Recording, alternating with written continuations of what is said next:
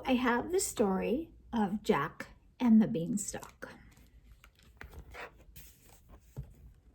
Some of you might know this story about the giant and the harp and the gold and the egg. It's a very old folktale. Jack and the Beanstalk. Once upon a time, there was a poor widow who lived in a cottage with her son, Jack. The winter before had been hard, and by spring the two had scarcely a mouthful of food to eat. The poor woman was ill and couldn't work, and Jack was as yet too young to help. So one morning she woke her son and said, "Jack, you must take the cow to market and sell her, for we have no money. I would do it myself, but I am just too weak." Jack did as his mother asked and set off for town with their only cow. But it wasn't long before he met up with a strange-looking fellow who said, "Tell me, young man, would you be interested in selling that fine cow? I am prepared to make you a handsome offer for it." The man convinced Jack to sell him the cow for 5 little beans, which he promised were really magic beans. He said they would bring Jack the greatest of luck. When Jack returned home, his poor mother couldn't believe her eyes. "Oh, Jack, what have you done?" she cried. "We shall surely starve now." And she wept bitterly. Jack felt very ashamed.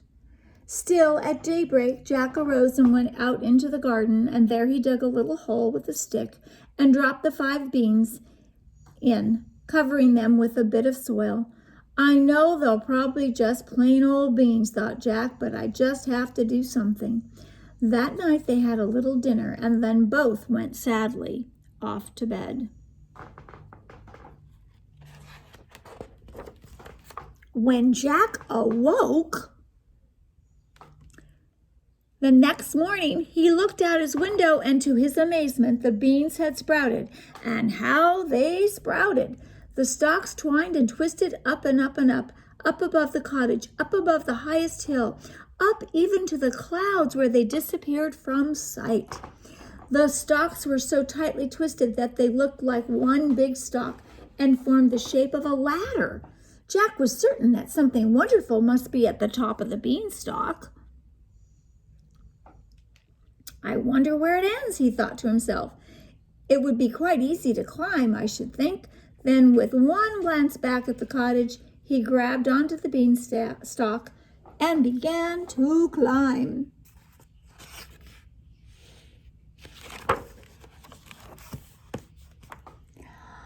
Jack went up and up the beanstalk until everything below, the cottage, the village, and even the tall church tower, looked quite small, and still he had not reached the top. After climbing higher still, Jack finally reached the top of the beanstalk. The young boy stood amazed, finding himself in a beautiful country among the clouds. Jack looked out upon rich woodlands and beautiful meadows. A crystal stream ran through the pastures, and beyond it there stood a fine, strong castle.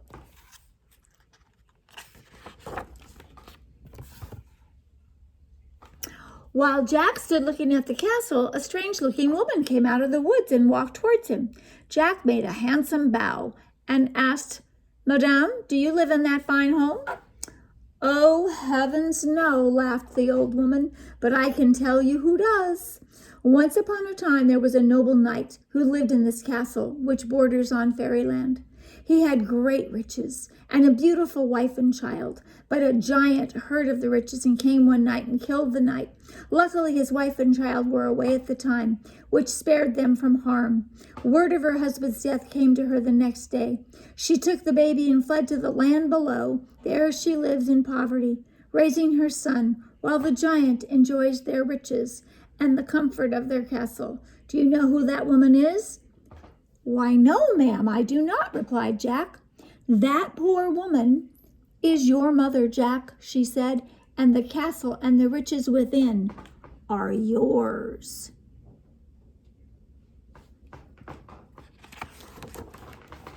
Jack let out a cry of surprise. "My poor father," Jack said. "My poor mother. What must I do?" "You must win back the riches in the castle for your mother. It will not be easy to defeat the giant, but defeat him you must."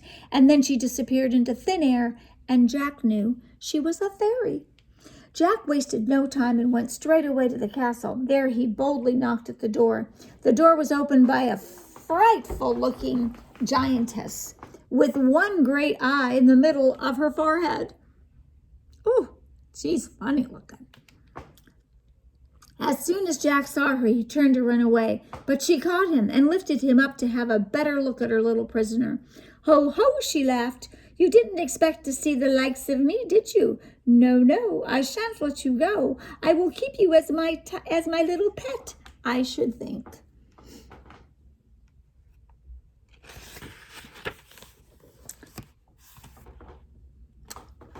The giantess took Jack into the castle. "I am so weary of my life," she said. "I'm so overworked having to care for my ungrateful brother. You shall amuse me and help me with my work. But when my brother is around, you must stay hidden, or else he will eat you. And my, what a dainty morsel you would be, my little pet." Suddenly, thunderous sounds echoed down the hall. The floor and the walls began to shake. The giant was home. "Fee, fi, fo, fum, I smell the blood of an Englishman. Let him be alive or let him be dead. I'll grind his bones to make my bread."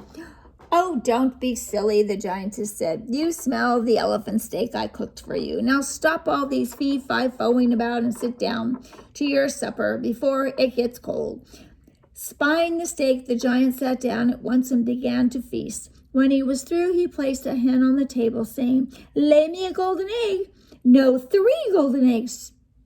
Jack watched as the hen laid 3 beautiful gold eggs.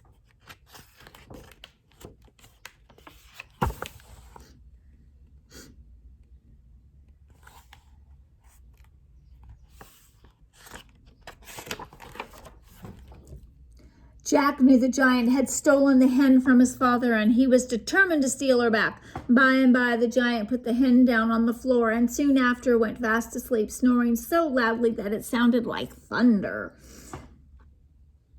When the giantess too had gone to bed, Jack stole softly across the room. He picked up the hen and made straight away for the beanstalk. He climbed down the beanstalk just as fast as he could, and by morning's light he reached the cottage. Jack gave his mother the hen and told her of the fairy and of his adventures with the giants.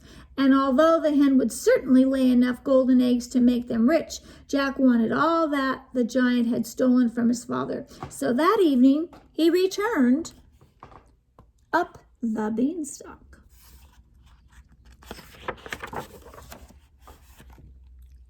"There you are, my pet," said the giantess. "Where have you been, you rascal? My brother woke this morning to find his hen was stolen. Now you wouldn't have had anything to do with that, would you?"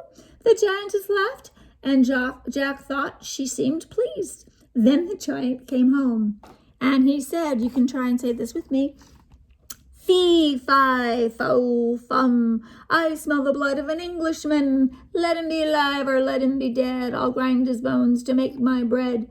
Jack stayed hidden as the giantess said, "Nonsense, all you smell is the roasted ox I have prepared for your supper. Now sit down and eat." The giant practically inhaled the huge ox, and when he was done, he pulled out a large sack of gold coins and began counting. He liked to rub and clink the gold coin pieces together in his hands. By and by, he fell into a deep sleep.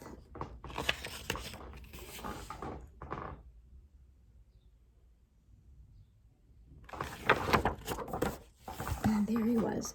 There he is, counting and clinking the coins together in his hands. And there's Jack hiding. And then he fell asleep. When Jack was sure it was safe, he slipped across the table and gathered the gold pieces up in the bag. Then he was off, back down the beanstalk. It was hard work carrying the heavy money bag down, but Jack managed, and in time he returned to the cottage. "Hey, Mother, I have brought you the gold that my father lost." "Oh, Jack, you are a good boy, but I don't want you to risk your sweet life in the giant's castle," his mother begged. It was my father's castle. It is our castle, Jack said.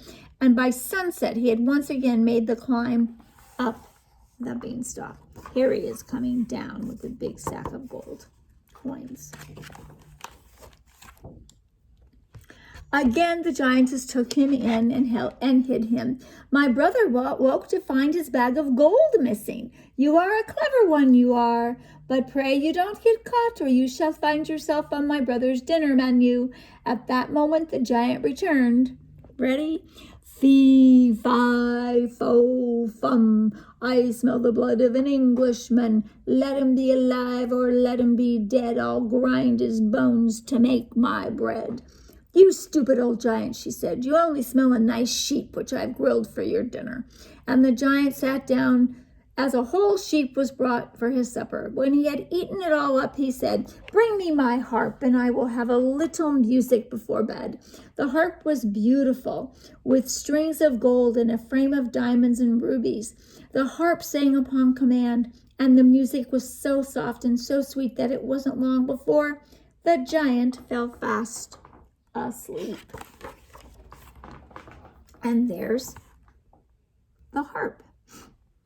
There he is. There's Jack waiting. What do you think Jack's going to do? You guessed it. He's going to grab the harp and go back down the beanstalk. Hopefully he doesn't get caught.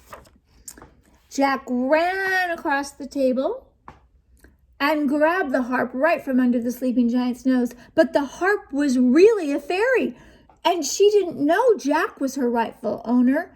Master, master, help, she cried. Uh-oh. And the giant woke up. With a tremendous roar, the giant sprang for the door. But Jack was very nimble. He fled like lightning with the harp. Still, the giant came on so fast that he was ready to grab up poor Jack when they reached the beanstalk. Jack jumped onto the beanstalk and began climbing down. The giant would have easily caught him then, except for one thing. The giant was scared of heights. He stopped and shook a little as he looked down to the earth far below. This gave Jack time to climb down the stalk and cry, Mother, quick, bring me the axe. For Jack could see that the giant had regained his nerve and was coming down the beanstalk at a furious pace.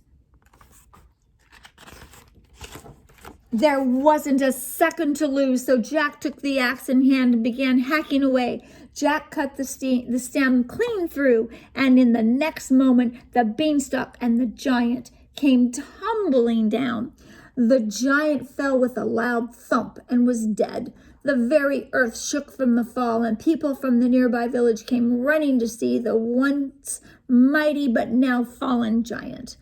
Jack took his mother by the hand and said, It will be all right now, Mother. You won't have to worry any more. And there he is on the ground.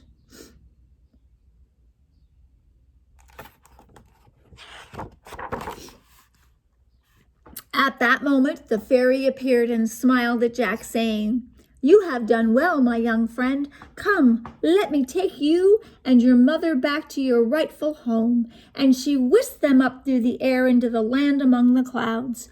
Jack and his mother stood at the castle door and waved goodbye to the giantess. This was their home now, and in truth, the giantess had never been happier. She had a whole wide world to see and beyond. There they are, waving goodbye. They're standing at the door. Goodbye, my pet, goodbye, she called back. I won't forget to send you a postcard. Goodbye. And the giantess was off down the road and on to a new life.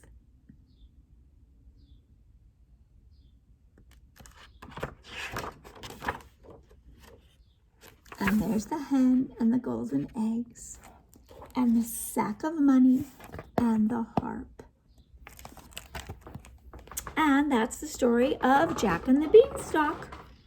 He was not a nice giant, was he?